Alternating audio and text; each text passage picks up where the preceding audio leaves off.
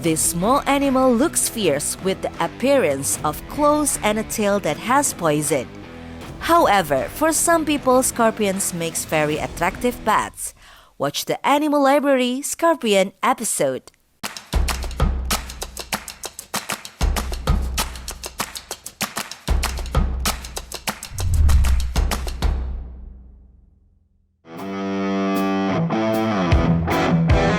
One of the keepers of scorpions in Indonesia is Benny Hu. He began to seriously raise scorpions when the COVID pandemic hit to fill his spare time. Awal mula saya pelihara sih sebetulnya udah dari lama, dari waktu masih SD. Cuma saya mulai pelihara banyak itu waktu pandemi 2019. Itu saya mulai pelihara banyak karena kan untuk mengisi waktu kosong saya. Karena saya cari yang simple, karena saya suka bepergian, jadi saya cari yang simple perawatan, terus minim waktu, minim biaya, itu kalajengking yang saya pilih.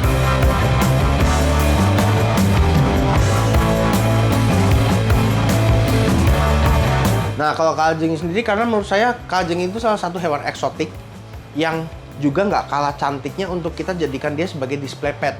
Di samping dia bisa di ruangan yang sempit, nggak memakan tempat, nggak memakan waktu, dan nggak memakan biaya banyak. Karena untuk perawatannya dia sendiri itu cuma 1 minggu 1 kali pemberian pakan. Dan pakannya itu kita bisa pakai jangkrik, pakai kecoa turkis, atau pakai kecoa dubia, pokoknya dia insektivora. Dan itu terbilang sangat minim sih biayanya. Minim biaya, minim tempat, dan minim waktu pokoknya.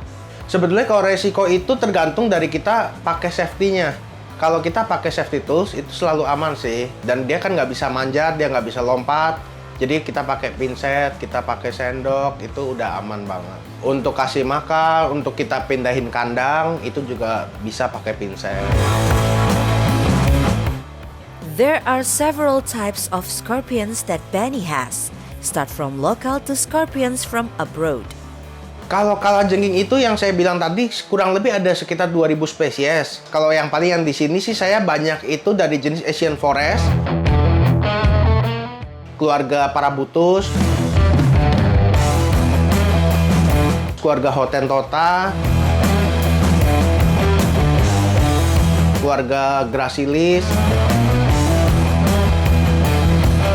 Junceus sih.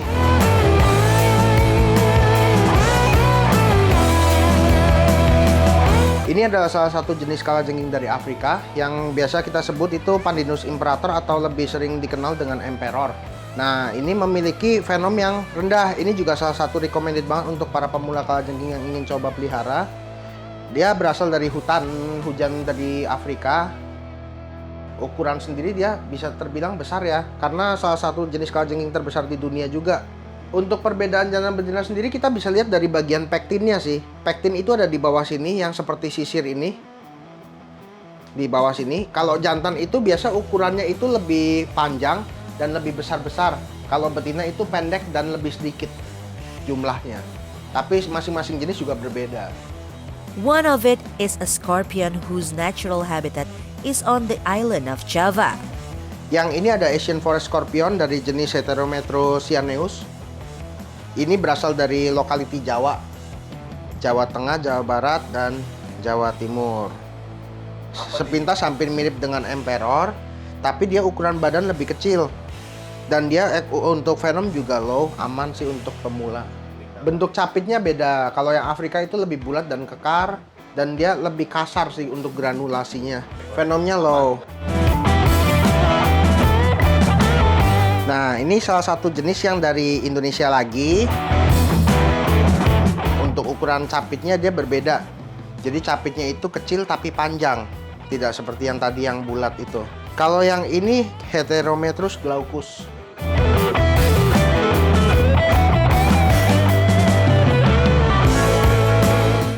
Ini dari Afrika juga, keluarga Parabutus skelceri. Dia venomnya itu high venom dan bisa berpotensi mematikan.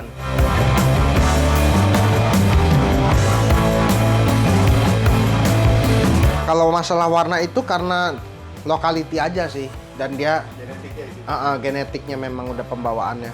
Iya, kuning coklat gitu ya.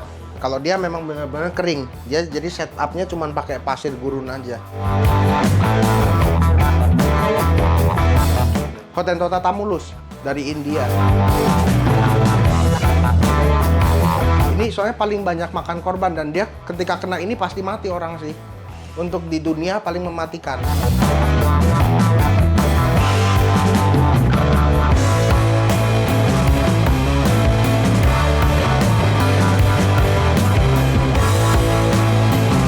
Untuk pemberian pakan sih kalau di saya biasa saya pakainya jangkrik. Itu tinggal ditaruh aja nanti dia akan langsung makan sih. Each type of local endemic scorpion have its differences, including from the body structure and physical characteristics. Kalau yang lokal sendiri saya banyak dari Jawa sama dari Sumatera sama Kalimantan. Masing-masing lokality itu mengeluarkan perbedaan. Kalau contoh dari yang seperti dari Jawa itu dia memiliki capit yang besar, bulat gitu kan. Nah kalau yang dari Sumatera atau dari Kalimantan itu biasanya capitnya yang hitam tapi dia capitnya kecil. Kalau yang Afrika itu rata-rata dia gurun. Dia dari gurun padang pasir, jadi dia capitnya itu kecil, ekornya besar.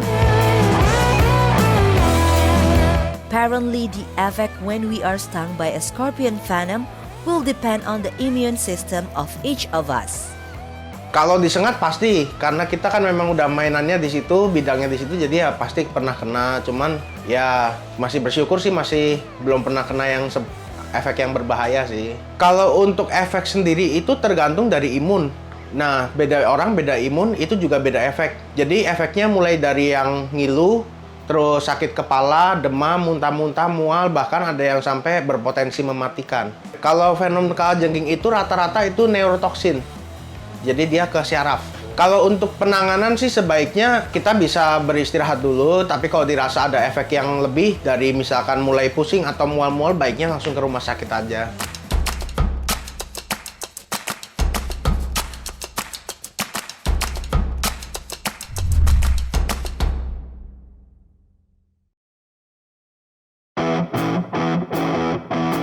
Apart from Benihu, there is also Kuznek who keeps scorpions starting as a hobby and studying on the internet, as well as joining the community.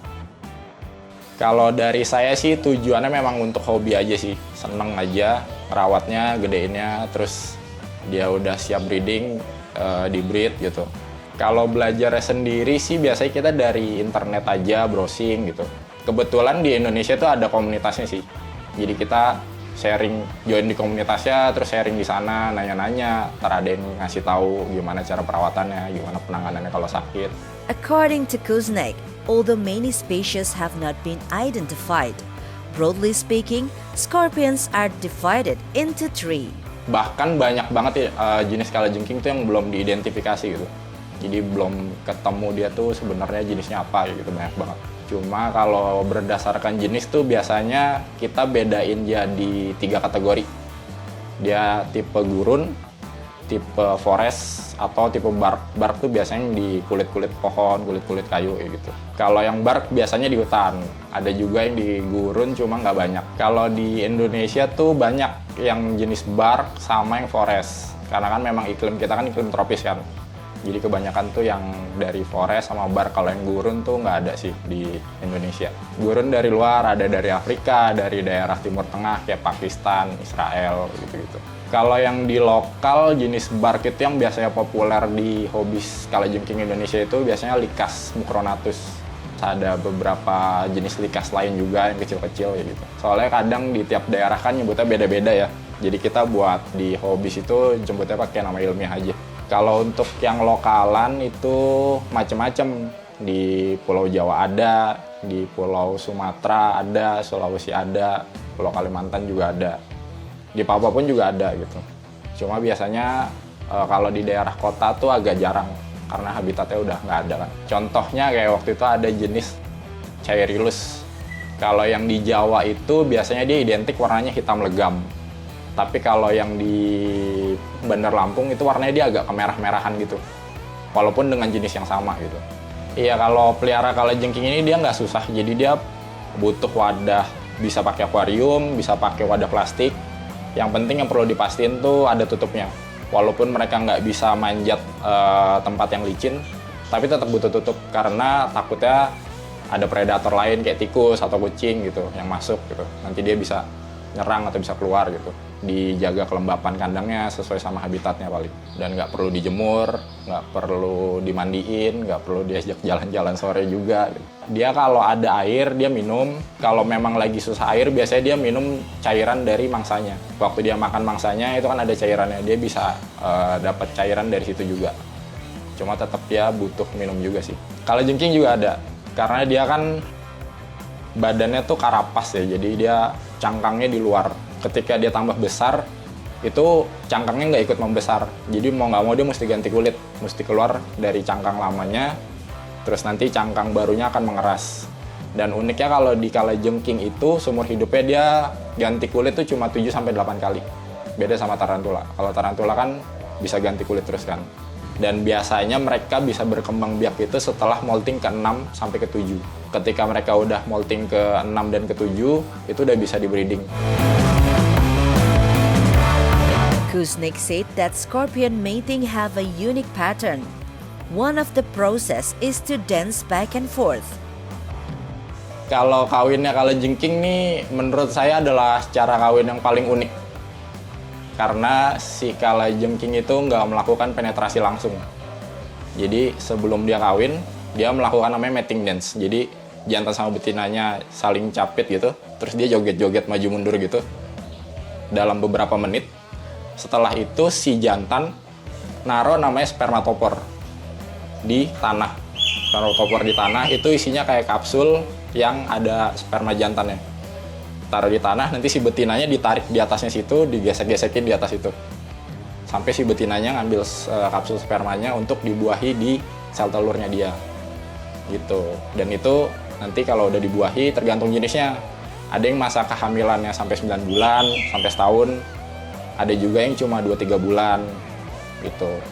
Pasarnya kalajengking sendiri sih yaitu karena internet sekarang udah makin gampang, informasi udah makin gampang, makin banyak orang tertarik sama exotic pets kan. Salah satu exotic pets yang bikin orang tertarik tuh ini kalajengking gitu kan. Kebetulan kalau di lokal ini biasanya yang populer itu yang jenis-jenis impor, yang dari gurun, dari luar kayak gitu. Karena itu bisa dibilang kita nggak bisa dapat dari hutan kita gitu kan. Jadi mesti beli dari breeder atau mesti impor kayak gitu. Nah tapi kalau untuk jenis lokal kita sendiri yang ada di hutan-hutan kita sendiri itu di luar negeri malah lebih populer. Karena di luar negeri itu belum banyak beredar jenis-jenis yang dari hutan asli Indonesia gitu. Jadi hobis-hobis kalajengking di luar tuh lebih tertarik sama jenis lokal kita.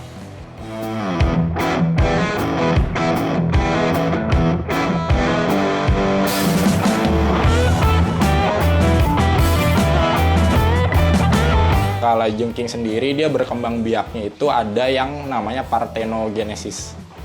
Jadi dia bisa berkembang biak tanpa kawin. Secara umumnya dia kayak ngerubah protein makanan itu jadi embrio. Jadi dia nggak kawin, ntar tiba-tiba hamil, tiba-tiba beranak. Begitu terus. Kalau yang parthenogen dia nggak, dia punya sendiri, di badannya dia punya sendiri spermanya. Jadi dia bisa membuahi dirinya sendiri. Enggak, itu cuma beberapa jenis kalajengking yang bisa berkembang biak tanpa jantan. Kayak jenis hotentonta, terus jenis beberapa jenis lagi tuh ada yang kayak gitu. Tapi kalau jenis yang lainnya kayak Asian Forest, Emperor Scorpion, itu nggak bisa, mereka tetap butuh jantan untuk dibuahi. Scorpions are unique by being able to emit turquoise-colored light when in a dark room with UV light. Kebetulan kalau itu kayaknya dia ada di kalajengking doang sih. Jadi di karapasnya kalajengking doang, dia kalau kena lampu tuh glow in the dark. Kalau kenapanya secara ilmiah sendiri pun gue juga nggak tahu. Cuma mayoritas semua kalajengking kayak gitu. Kalau kena lampu UV itu dia kayak glow in the dark ya.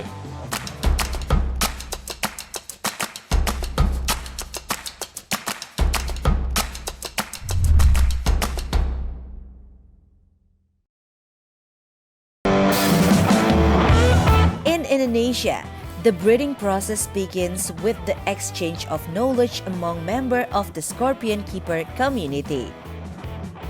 Awal mulanya itu karena kita tergabung dalam suatu komunitas kalajengking, Mas. Jadi di komunitas itu kita sharing sana sini dan itu kalau menurut saya pribadi breeding Scorpio itu adalah nilai tertinggi kepuasan kita dalam memelihara binatang ini gitu. Terbilang susah, ada yang susah, ada juga yang gampang sih. Jadi ada jantan, ada betina, dan harus di usia dewasa.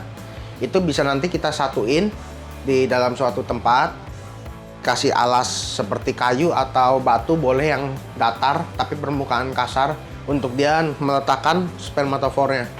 Nah, di situ juga kita harus jagain karena setelah selesai kawin biasanya itu betina akan makan si jantan.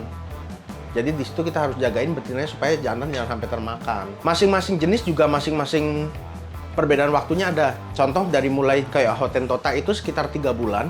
Untuk Parabutus itu bisa 6-9 bulan. Untuk jenis Pandinus Imperator itu bisa 9-14 bulan.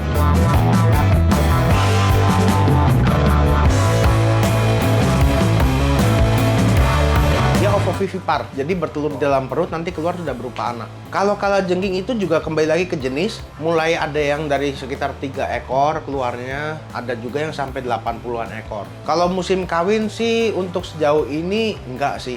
Kita yang penting itu indukan dewasa, kita satuin oke lah. Dia hamilnya ada yang cepat, ada yang lama. Jadi kalau yang hamilnya kayak 3 bulan ya mungkin dalam setahun bisa kita produksi 3-4 kali. Tapi kalau yang kayak 6 bulan ya anggap berarti setahun 2 kali. Itu pun juga belum dengan kemungkinan-kemungkinan yang tidak kita inginkan.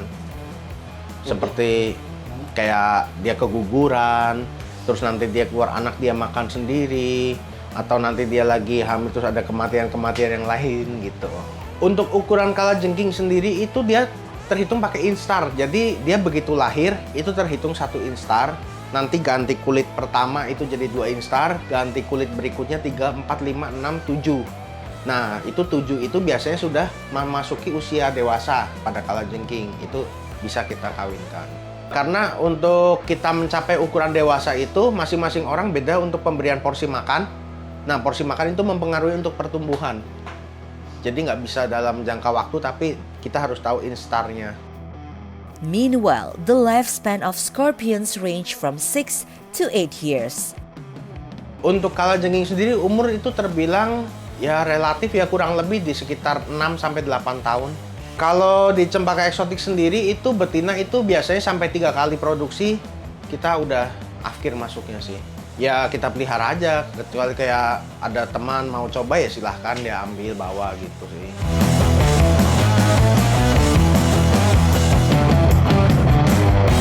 Pada kalajengking sendiri itu biasa yang menyebabkan kematian itu biasanya gagal molting atau gagal ganti kulit. Jadi kulitnya itu dia nggak copot. Terus ada lagi mikosis. Mikosis itu seperti jamur, dia seperti flek hitam pada kulit kalajengking itu. Nanti yang itu akan menyebar dan melebar. Biasanya karena otomatis biasanya segala macam penyakit itu berawal dari kebersihan kandang kan. Kalau sakit sih biasa treatmentnya itu cuma pakai tisu, disemprot, di-spray dengan air, udah taruh di situ. Gitu doang. Dia untuk menyerap biar nggak sampai dehidrasi itu aja sih yang dibutuhin. Untuk suhu itu untuk di Indonesia sendiri itu sudah ideal. Nggak perlu di AC dan nggak perlu juga dia juga nggak perlu outdoor yang dijemur seperti itu, nggak perlu sih karena dia kan hewan nokturnal.